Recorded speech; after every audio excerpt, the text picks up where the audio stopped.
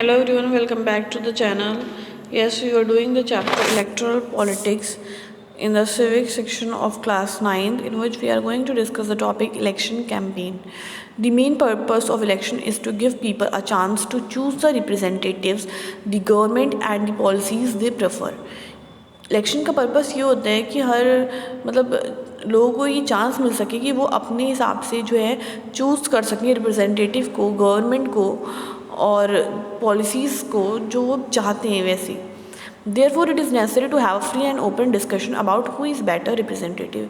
कह रहे हैं इसलिए ज़रूरी है कि एक फ्री और ओपन डिस्कशन होना चाहिए जिससे पता चल सके कि कौन बेहतर रिप्रेजेंटेटिव है। विच party will make a better government, कौन सी पार्टी बेटर गवर्नमेंट बना सकती है, और what is a good policy क्या है। This is what happens during election campaigns, और ये सब कब पॉसिबल होता है, इलेक्शन कैंपेन्स के थ्रू लोगों को पता चलती हैं ये सारी बातें। In a country such campaigns take place for a 2-week period between the announcement of the final list of candidates and the date of polling. कह रहे हैं हमारी कंट्री में ये कैंपेन्स जो होती हैं वो 2-week पीरियड में होती हैं, और ये पीरियड जो होता है जब अनाउंसमेंट होता है फाइनल लिस्ट ऑफ कैंडिडेट और जो डेट ऑफ पोलिंग होती है उसके बीच का पीरियड होता है। During this period, the candidates contact their voters, political leaders, address election meetings, and political parties mobilize their supporters. कह रहे हैं और जो ये पीरियड होता है इसमें जो कैंडिडेट्स होते हैं वो कांटेक्ट करते हैं, मिलते हैं किससे, वोटर से, लीडर्स से, एड्रेस करते हैं इलेक्शन मीटिंग्स को, पॉलिटिकल पार्टीज़ को मोबिलाइज करते हैं, सपोर्टर्स को। This is also the period when newspaper and television news are full of election related stories and debates. और एक ऐसा पीरियड भी है जिस टाइम पे न्यूज़पेपर और टेलीविजन पे सिर्फ इलेक्शन स्टोरीज चल रही होती हैं और debates. But election campaign is not limited to these 2 weeks only. But election campaign सिर्फ 2 weeks में लिमिटेड नहीं है। Political parties start preparing for election months before they actually take place. वो तो महीनों पहले से ही जो पार्टीज़ होती हैं वो इसकी तैयारियां करना शुरू कर देती हैं इलेक्शन से बहुत टाइम पहले। In election campaigns, political parties try to focus public attention on some big issues. तो इलेक्शन कैंपेन में जो पॉलिटिकल पार्टीज़ होती हैं वो लोगों का अटेंशन गेन करती हैं बड़े बड़े इश्यूज़ के ऊपर, बड़े बड़े इश्यूज़ डिस्कस करके। They want to attract the public to that issue and get them to vote for their party on that basis. वो लोगों को अट्रैक्ट करती हैं उस इशूज़ पे और उस इशू को डिस्कस करके वो लोगों का भरोसा जीती हैं और जो है वो ये इश्योर करती हैं कि लोग उनकी पार्टी को वोट दें उस बेसिस पे। Let us look at some of the successful slogan given by different political parties in various election. कह रहे हैं कुछ सक्सेसफुल स्लोगन देखते हैं जो पॉलिटिकल पार्टीज़ ने दिए हैं इलेक्शन के टाइम पर। स्लोगन्स यानी जो नारे वगैरह लगाते हैं। The Congress party led by Indira Gandhi give the slogan of गरीबी हटाओ। कांग्रेस पार्टी जो थी इंदिरा गांधी के टाइम पे ये स्लोगन उन्होंने दिया था, इंदिरा ने, गरीबी हटाओ। In the Lok Sabha election of 1971, कब दिया था इंदिरा गांधी ने ये स्लोगन? लोकसभा इलेक्शन 1971 में। The party promise to reorient all the policies in the government to remove poverty from the country. Party ने प्रॉमिस करा कि फिर से वो रीओरिएंट करेंगे अपनी पॉलिसीज़ को गवर्नमेंट की और रिमूव करेंगे पॉवर्टी को कंट्री से। Next is Save Democracy was the slogan given by Janata Party in the next Lok Sabha election held in 1977। अब नेक्स्ट लोकसभा इलेक्शन 1977 में जब हुए तो फिर एक पार्टी थी जिसका नाम था जनता पार्टी, उसने दिया कि डेमोक्रेसी को सेव करो, बचाओ। The party promise to undo the excessive committed during emergency and restore civil liberties. Party ने प्रॉमिस करा कि वो जितनी भी एक्सेसिव कमिटेड है चीज़ें हैं ड्यूरिंग इमरजेंसी उसको रोकेंगी और रिस्टोर करेंगी सिविल लिबर्टीज़ को। The left front used the slogan of land to the tiller in the West Bengal assembly election held in 1977। और जो लेफ्ट फ्रंट थे पार्टी, उसने land to the tiller slogan use करा। बंगाल की थी ये पार्टी, वेस्ट बंगाल असेंबली में जब इलेक्शन हुए 1977 में। Protect the self respect of the Telugus was the slogan used by the N T. Ramarao, the leader of the Telugu Desam party in Andhra Pradesh assembly election 1983।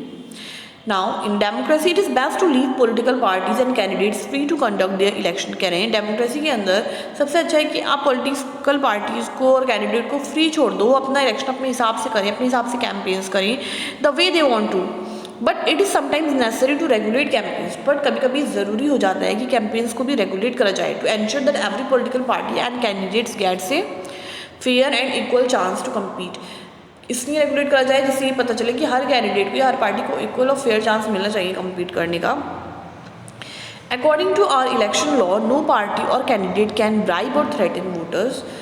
अगर हम देखें हमारे इलेक्शन लॉ के थ्रू, तो कोई भी पार्टी और कैंडिडेट मतलब जो है वो ब्राइब नहीं देगा, थ्रेटन नहीं करेगा वोटर्स को, रिश्वत नहीं देगा और डराएगा नहीं। Appeal to them in the name of caste religion, caste और रिलीजन के नाम पे उनसे वोट नहीं मांगेगा।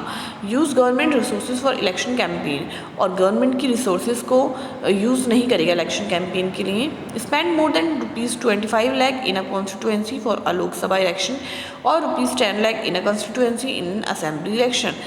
और इन जो ये रिस्ट्रिक्शन दिया कि 25 लाख से ज़्यादा खर्च नहीं करेगा लोकसभा इलेक्शन में, और कॉन्स्टिट्यूएंसी असेंबली इलेक्शन में 10 लाख से ज़्यादा खर्च नहीं करेगा। If they do so, the election can be rejected by the court even after they have been declared elected। कह रहे हैं अगर उन्होंने ऐसा करा तो इलेक्शन जो है वो रिजेक्ट हो जाएगा कोर्ट के ज़रिए। इसके बाद भी अगर उन्हें मतलब हैव बीन डिक्लेयर, अगर वो इलेक्टेड डिक्लेयर भी हो गए तब भी। In addition to the laws, all the political parties in our country have agreed to a model code of conduct for election campaigns. According to this, no party can, और कह रहे हैं additional मतलब इस लॉज के अलावा भी political parties जो हैं कंट्री की, उन्होंने एक कोड ऑफ कंडक्ट जो है उसके लिए भी वो एग्री करती हैं। और मॉडल कोड ऑफ कंडक्ट क्या है इलेक्शन कैंपेन्स का, उस कोड ऑफ कंडक्ट की अगर हम बात करें तो उसके तहत जो है कोई भी पार्टी या कोई भी candidate can use any place of worship for election. No party can or candidate can, मतलब कोई भी पार्टी और कैंडिडेट यूज़ नहीं करेगा ऐसी जगह जो कि वर्शिप के लिए हैं, उसको इलेक्शन प्रोपोगेंडा के लिए यूज़ नहीं करा जाएगा। That's very good thing. Use government vehicles, aircraft and official for election, और ना ही कोई भी गवर्नमेंट व्हीकल या एयरक्राफ्ट या ऑफिशियल्स को यूज़ करेगा इलेक्शन में। And once elections are announced, minister shall not lay foundation stone of any project, take any big policy decision और make any promise of providing public facilities. और जब election announce हो जाएंगे कि election होने वाले हैं, उसके बाद जो आचार संहिता लग जाती है उसको कह रहे हैं कि कोई भी मिनिस्टर जो है कोई फाउंडेशन या कोई नया प्रोजेक्ट शुरू नहीं करेगा, कोई बिल्डिंग नहीं बनवाएगा, कोई बड़ा डिसीजन नहीं लेगा या कोई प्रॉमिस नहीं करेगा लोगों से पब्लिक फैसिलिटीज़ के बारे में। Now polling and counting of voters, ये कैसे होता है। The final stage of an election is the day when the voters cast or poll their vote. वो डे जिस दिन लोग वोट डालते हैं, that day is usually called the election day, उसको इलेक्शन डे कहते हैं। Every person whose name is on the voter list can go to a nearby polling booth situated usually in a local school और a government office. कह रहे हैं जिसके voter list में नाम है वो वोटर अपने पास के बूथ पर जाकर के वोट डालेगा। Once the voter goes inside the booth, the election officials identify her. जब वो बूथ के अंदर जाता है तो लोग उसको आइडेंटिफाई करते हैं। Put a mark on a finger, finger पे एक मार्क करते हैं, स्याही लगाते हैं। And allow her to cast her vote, और उसको वोट कास्ट करने की इजाज़त देते हैं, वोट डालने की। An agent of each candidate is allowed to sit inside the polling booth and ensure that the voting take place in a fair way. और एक ना एक एजेंट जो है किसी भी कैंडिडेट का, हर कैंडिडेट का जो है वो पोलिंग बूथ के बाहर बैठा होता है, वो इस चीज़ को देखता है कि वोटिंग जो है वो फेयर ढंग से हो रही है या नहीं। Are the elections too expensive for our country, कह रहे हैं कि इलेक्शन हमारी कंट्री के लिए बहुत एक्सपेंसिव है।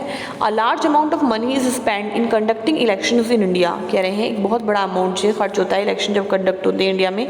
For instance the government spend about ₹1300 crores in conducting Lok Sabha election. 1300 crore रुपए खर्च होते हैं लोकसभा इलेक्शन में, खर्च हुए थे 2004 में। That works out to about ₹20 per person on the voter list, इसका मतलब ₹20 एक पर्सन पे खर्च हुए हैं। The amount spend by parties and candidate was more than what the government spend, कह रहे हैं और जो अमाउंट है स्पेंड करा है पार्टी और कैंडिडेट ने वो गवर्नमेंट से ज़्यादा है। रफली speaking the expenditure made by government parties and candidate was around ₹3000 crore और ₹50 पर वोटर। अगर ऐसे देखें तो 3000 करोड़ या 50 पर वोटर कह सकते हैं। Some people say that the election are a burden on our people, कह रहे हैं ये एक बोझ है हमारे लोग के ऊपर। That our poor country can not afford to hold election once every 5 year, कि हमारी गरीब कंट्री के लिए बहुत मुश्किल है हर 5 ईयर्स में इलेक्शन होल्ड करना। Let us compare this expenditure with some other figure, इसको कंपेयर करते हैं किसी और फिगर से। In 2005, our government decided to buy 6 nuclear submarines from France. Each submarine cost rupees 3,000 crores. यानी 2005 में हमारी गवर्नमेंट ने डिसाइड करा कि वो 6 न्यूक्लियर सबमरीन्स खरीदेगी फ्रांस से और एक सबमरीन की कॉस्ट है 3,000 crore. Delhi hosted the Commonwealth Games in 2010. The estimate for its cost is more than rupees 10,000 crore. और दिल्ली ने जो कॉमनवेल्थ गेम होस्ट करे थे उसका जो कॉस्ट थी वो 10,000 करोड़ थी. Are the election too expensive? You decide. कि अब भी आपको लगता है कि इलेक्शन ज़्यादा एक्सपेंसिव हैं तो विल से नो, क्योंकि हमने कंपेयर कर लिया है. Now election result in Gulbarga. ये आपको एक गुलबर्ग का मतलब दिया हुआ है पूरा फिगर की इलेक्शन रिज़ल्ट कैसे आता है, ये कैसे शो होता है. आप ये देख सकते हैं पूरा का पूरा और समझ सकते हैं.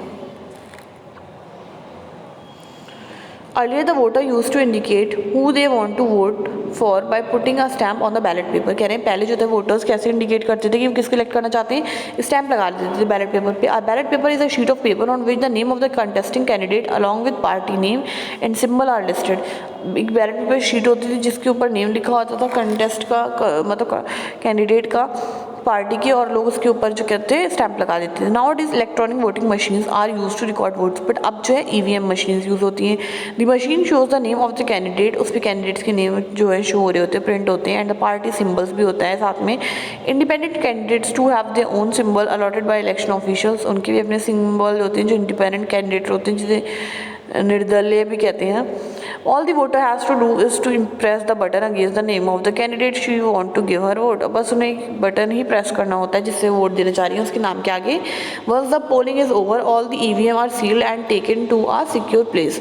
और जब वोट हो जाता है तो सील करके वो एक सुरक्षित जगह पे चली जाती है EVM machines. A few days later, on a fixed date, all the EVMs from a constituency are opened and the votes secured by each candidate are counted. फिर ईवीएम मशीन खोली जाती हैं और जितने भी वोट्स मिले होते हैं किसी भी कैंडिडेट को वो सारे रिकॉर्ड करे जाते हैं. The agent of all the candidates are present here to ensure that the counting is done properly. और एजेंट्स जो होते हैं कैंडिडेट के वो यहाँ बैठे होते हैं कि काउंटिंग ठीक से हो रही है या नहीं. The candidate who secure the highest number of votes from a constituency is declared elected. और जिसको सबसे ज़्यादा वोट मिलते हैं वो इलेक्ट हो जाता है. In a general election usually the counting of votes in all the constituency take place at the same time. और जनरल इलेक्शन में जो है काउंटिंग जो होती है कॉन्स्टिट्यूएंसी में उस टाइम हो जाती है सेम डे में.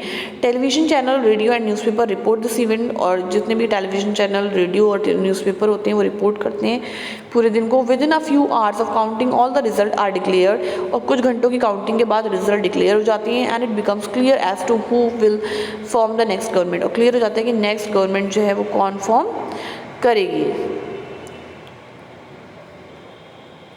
I hope you got the session well, and if there's any confusion you can ask in the comment box. और बाकी हम नेक्स्ट क्लास में करेंगे. और अगर आपको वीडियो समझ में आ गई, आपने पूरी वीडियो देख ली, तो प्लीज़ आप लाइक करिए वीडियो को और चैनल को सब्सक्राइब नहीं करा तो सब्सक्राइब करिए. And you can also share this video with your friends. तो meet in the next session. Till then take care, bye bye.